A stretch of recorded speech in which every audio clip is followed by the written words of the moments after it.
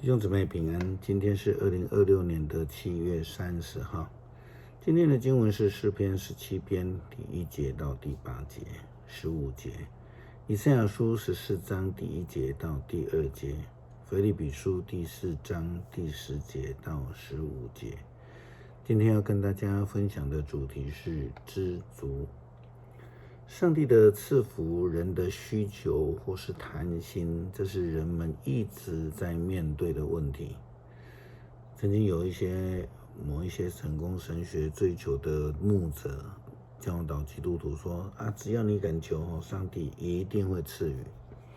我们先不来论这种教导的谬误，这种祷告其实已经把上帝的主权和地位踏在地上了。因为真正的祷告并不是一味的祈求满足自己的需求，而是如同耶稣基督在客西马尼园的祷告所说的，但是顺你的意，不是顺我的意。知足对基督徒的来说是一个基本的品格。最近在台湾立法院通过了取消兄弟姐妹的特留份。这个法律的通过是因为过去发生太多这种兄弟姐妹争产不满足的事情，大部分都不是因为什么应该得的了大部分都是因为不满足而造成的纠纷。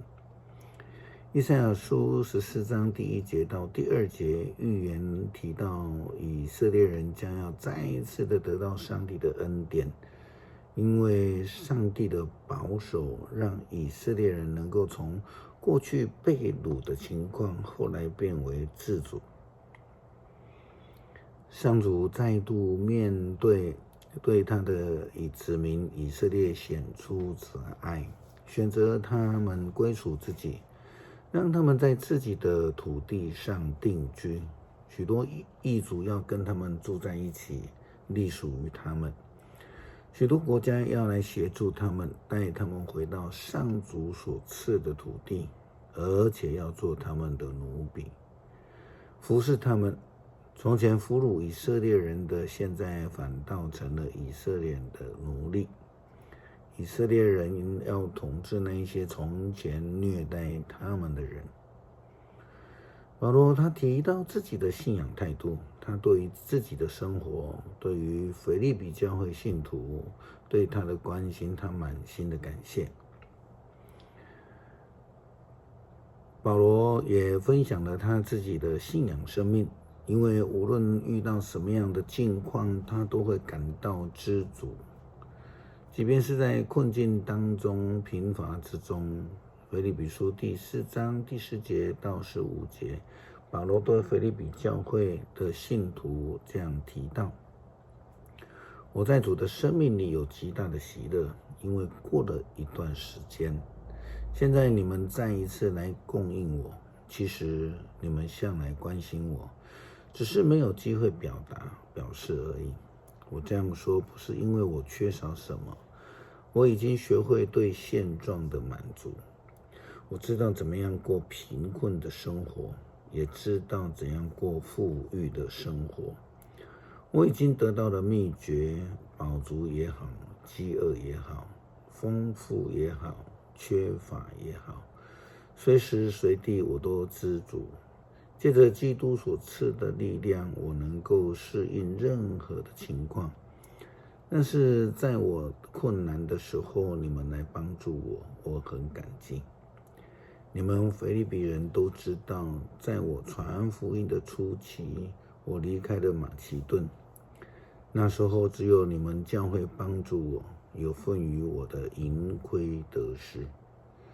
当我们得知知足的时候，生命的品质就会提升，越能够亲近上帝，与主同行，也不会去与人相争，能够在困境当中感到满足，满心感谢。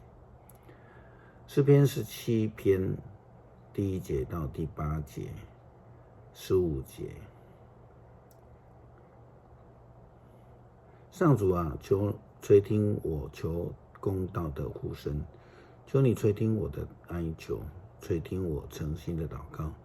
愿你宣判我无罪，因为你知道什么是正直。你知道我的内心，你夜里来查看我，你彻底考验了我，找不到我有什么恶念。我不向别人说邪恶的话，我顺从你的命令，不走暴徒的路。我一直跟随你的脚步，从来没有偏离。上帝啊，我求告你，因为你必答应我。求你垂听我的诉求，求你显示奇妙的慈爱来拯救我。我倚靠你，能躲避仇敌。求你保护我，像保护自己的眼睛，让我躲藏在你的翅膀下，因为我正直，我得以来朝见你。我醒了的时候，你的同在使我满心快乐。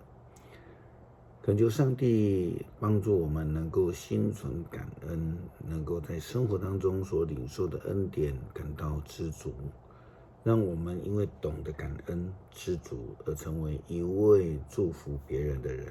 祷告奉主耶稣基督圣名求，阿们。